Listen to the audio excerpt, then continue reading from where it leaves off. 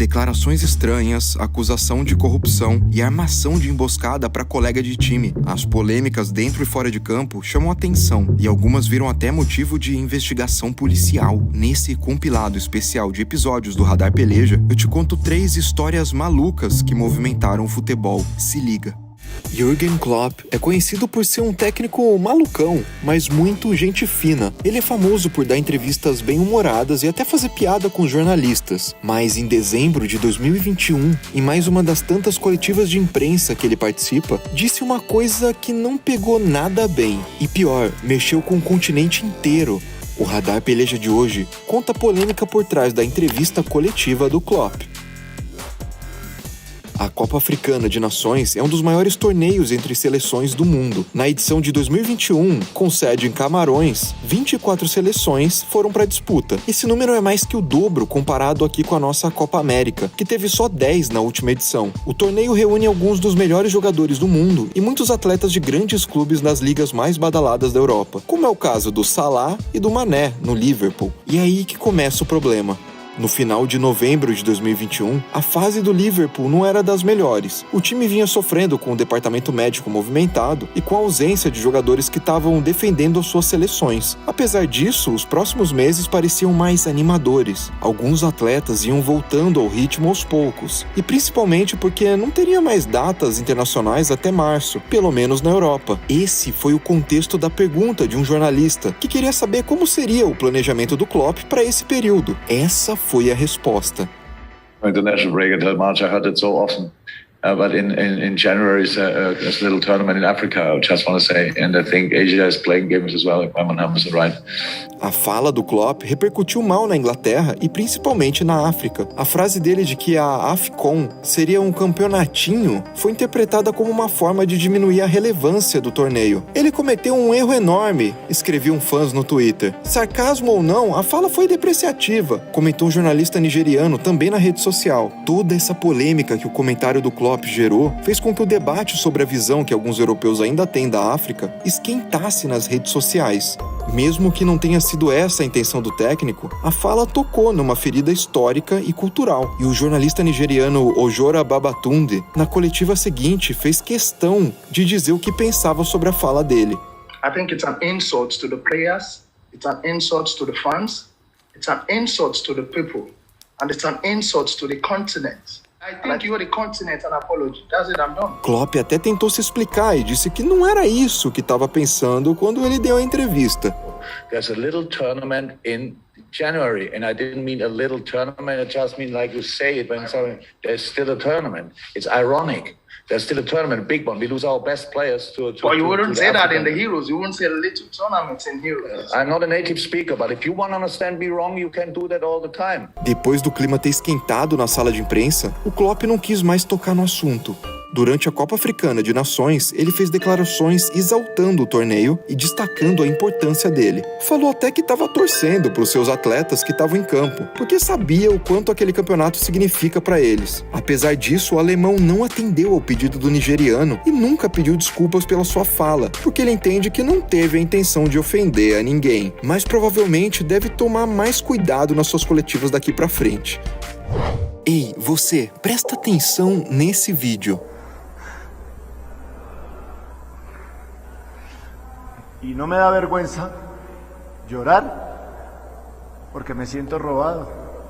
Esse cara, aos prantos, é Nelson Flores, o técnico do pequeno Fortaleza, um clube da 2ª divisão do campeonato colombiano. O motivo das lágrimas relembrou um fantasma que assombra o país por décadas. E desde jogadores da seleção até o presidente da República estão todos revoltados com esse lance. O Radar Peleja de hoje é sobre o gol que foi parar na justiça da Colômbia. Para muitos torcedores e amantes do futebol colombiano, a tarde do dia 4 de dezembro de 2021 era uma das mais importantes do ano. Nela ficaria conhecido o nome de um dos últimos times a subir para a primeira divisão. Os jogos do Grupo B da fase final da Segundona aconteciam ao mesmo tempo. 4 clubes disputavam uma vaga de acesso, e o favorito era o Fortaleza, um time do técnico do começo do vídeo, que liderava o grupo. Eles estavam perdendo o jogo contra o Bogotá, o lanterna do grupo, que nem tinha chance de se classificar. Então, os olhos de todos se voltaram para o outro jogo da rodada, entre União Madalena e Llaneiros. Até os acréscimos do segundo tempo, o Llaneiros vencia a partida por 1-0 e o acesso ia ficando com Fortaleza. Mas aos 49, União Madalena empatou e aos 50, o lance bizarro aconteceu. Eles viraram o jogo com esse gol aqui. Vega, tiene el ascenso Vega y segura que le pica, gol! Agora repara na postura dos jogadores do Llaneiros durante a jogada. Eles andam no próprio campo de defesa, não dão combate e sequer fazem questão de ir atrás da bola. A impressão para todos que estavam assistindo era de que o time estava entregando o resultado. Quando o juiz apitou o final do jogo, o 2-1 garantiu à União Madalena a volta para a primeira divisão. Mas o preço disso foi a revolta e a suspeita de todo o país.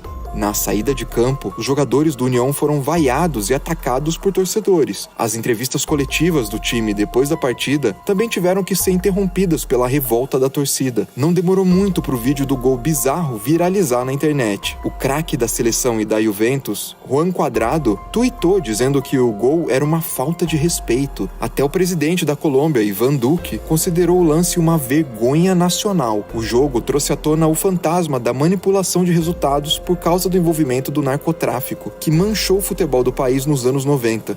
A tensão aumentou quando o jogador do Llaneiros revelou que ele e os companheiros de clube receberam ameaças de morte depois da partida. Manuel Gonçalves, atleta do time desde 2012, escreveu no Facebook: "Não vim dizer o que aconteceu, mas cedo ou tarde tudo virá à luz. Por isso, uma investigação foi aberta na justiça colombiana para apurar irregularidades na partida. Em janeiro de 2022, União Madalena foi absolvido, mas o processo continuou investigando o Llaneiros. Até a produção desse radar peleja, o caso ainda está em andamento e ninguém foi punido. União Madalena conseguiu manter o acesso polêmico e ainda anunciou reforços para a temporada. E adivinha só de onde vinham 2 deles? Do próprio Llaneiros. Se você desconfia que tem algo errado nessa história, não é o único, já que muitos fãs do futebol na Colômbia estão mostrando indignação a cada capítulo e revelando que alguns traumas não são tão simples de se esquecer.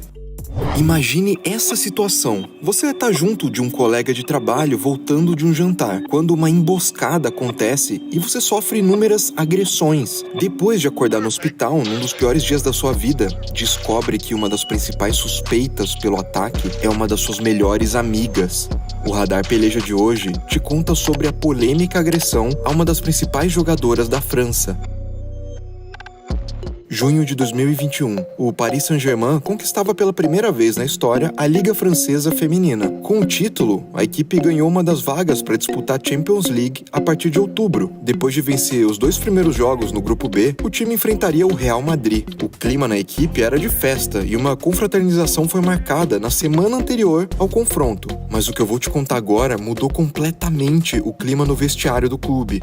2 companheiras de time, as francesas Ramraoui e Diallo, foram embora do jantar juntas no carro da Diallo. Quando elas chegavam perto da casa de Ramraoui, bandidos encapuzados pararam o carro. Eles foram em direção à dona da casa, mandaram ela descer do carro, bateram na perna dela com uma barra de ferro e fugiram. Por outro lado, Diallo não foi atingida como a amiga e nenhum item foi roubado. A jogadora ferida precisou ir para o hospital e levou pontos nas pernas e nas mãos. O advogado da Diallo disse que a cliente também foi agredida. Teve o seu cabelo puxado e chegou a ser presa no volante durante o ataque. Ramraoui não enfrentou o Real Madrid porque estava machucada e com um hematoma feio na perna.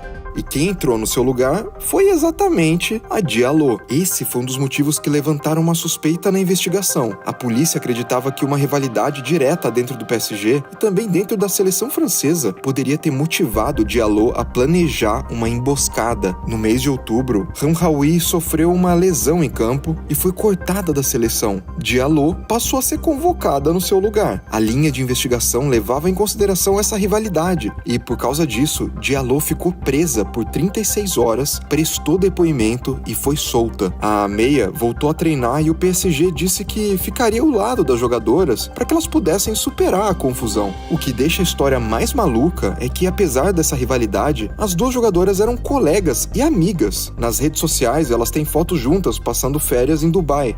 O caso sacudiu bastante o vestiário do time e teve uma repercussão enorme na imprensa francesa. O jornal L'Équipe conseguiu falar com Hamraoui. A jogadora contou o que aconteceu e mostrou foto da agressão. Eu tentei me proteger com as mãos o máximo que eu pude. Depois de alguns minutos, eles fugiram. Mas uma nova informação balançou ainda mais o mundo do futebol. O jornal francês Le Monde apontou o envolvimento do ex-jogador do Barcelona e da França, Eric Abidal, nesse caso.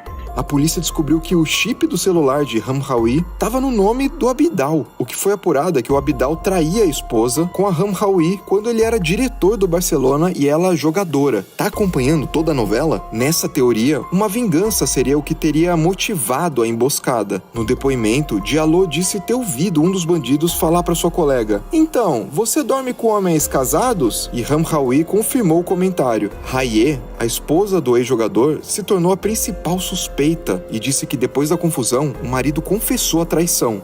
Na sua rede social, Abidal escreveu um pedido de desculpas para a mulher. Raye Abidal, me perdoe. Seja qual for sua decisão, você continuará aos meus olhos a mulher da minha vida, especialmente a mãe dos nossos filhos maravilhosos. Eu mereço essa humilhação, mesmo que ela me mate vivo. O caso, que até a produção desse episódio ainda não foi solucionado, vai seguir investigação pela polícia de Versalhes. E você pode acompanhar as atualizações no Instagram e no Twitter do Peleja. E aí, conhecia em detalhes essa história? Comente, inscreva-se no Peleja e até o próximo Radar.